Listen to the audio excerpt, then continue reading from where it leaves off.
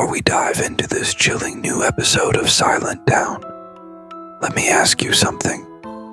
Have you watched the previous episodes?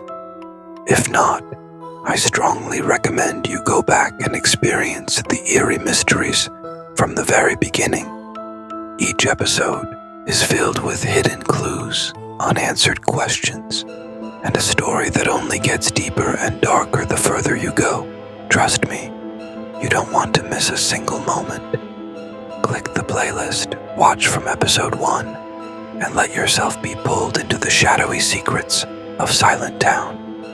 Now, if you're all caught up, get comfortable, turn down the lights, and let's continue our journey into the unknown.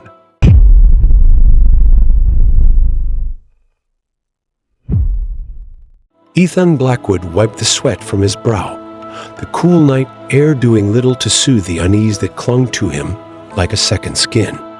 The old library loomed before him, its stone facade weathered by time and secrets.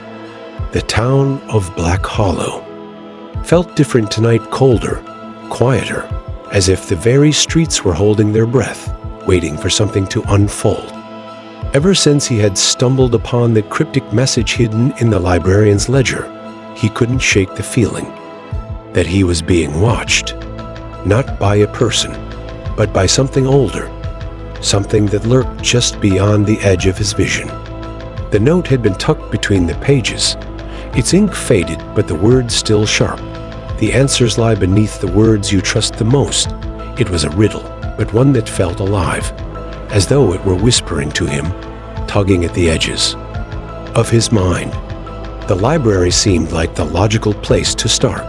Books, newspapers, records, all of them were built on words. But beneath them, that was the part that gnawed at him. His gut told him this wasn't just a puzzle to solve. It was a door, and behind it lay something he wasn't sure he was ready to face. He adjusted his round glasses, the flickering street lamp casting distorted reflections in the lenses. His tired eyes stared back at him, hollow and haunted. The weight of the past few days pressed down on him, each step toward the library feeling heavier than the last. He pushed open the heavy wooden door, its hinges groaning in protest, and stepped inside. The air was thick with the scent of dust and ink, the silence so profound it felt like a living thing, pressing against his ears. The library was a labyrinth of towering bookshelves, their shadows stretching long and jagged in the dim light. Ethan moved cautiously, his footsteps echoing softly against the worn wooden floor. Something felt off. The newspapers, usually neatly stacked and organized, were arranged in a strange, almost deliberate disorder. They weren't sorted by date or subject, but by something else, something he couldn't quite put his finger on. His fingers brushed against the brittle pages, the texture rough and fragile beneath his touch. And then he saw it. An article, yellowed with age, its headline. Half faded, but still legible. Local reporter vanishes, last seen investigating. The silent case. Ethan's breath hitched. The photo beneath the headline showed a man with sharp, piercing eyes and a determined expression. There was something unsettling about the image, something that made his stomach twist. He leaned in closer, his heart pounding in his chest. The name beneath the photo sent a chill racing down his spine. Ethan Blackwood, his own name. But that was impossible. The article was dated decades ago.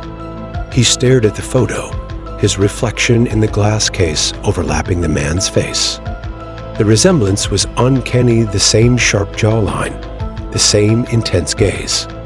It was like looking into a mirror that reflected a version of himself he didn't recognize. His mind raced. Was this some kind of elaborate prank? A coincidence? Or something far darker? The words from the note echoed in his head. The answers lie beneath the words you trust the most, beneath the words. His eyes darted to the article's text, scanning the lines for clues. But as he read, the words seemed to shift, the letters. twisting and rearranging themselves before his eyes. He blinked, trying to clear his vision, but the sensation only grew stronger. The air around him felt heavier, the shadows deeper. And then he heard a faint whisper, so soft it could have been his imagination. But it wasn't. It was coming from the shelves, from the books themselves. The whispers grew louder, a cacophony of voices speaking in a language he couldn't understand.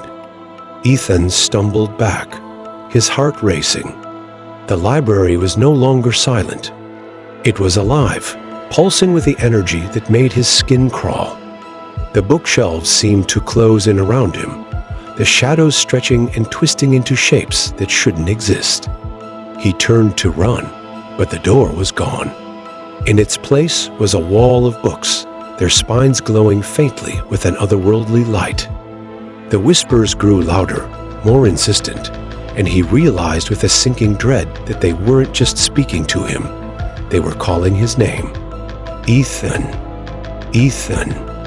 He pressed his hands to his ears, but the voices were inside his head, now echoing through his mind like a storm. The article, the photo, the name, it was all connected. And whatever lay beneath the words, whatever secret the library was hiding, it wasn't just a riddle. It was a warning. To be continued. The dark secrets of the library are never forgotten.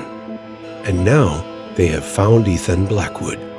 Can he unravel the mystery of the silent town before the darkness consumes him? Or will his fate be lost to oblivion, like those who came before him? Don't miss the next chapter, and don't forget to like the video.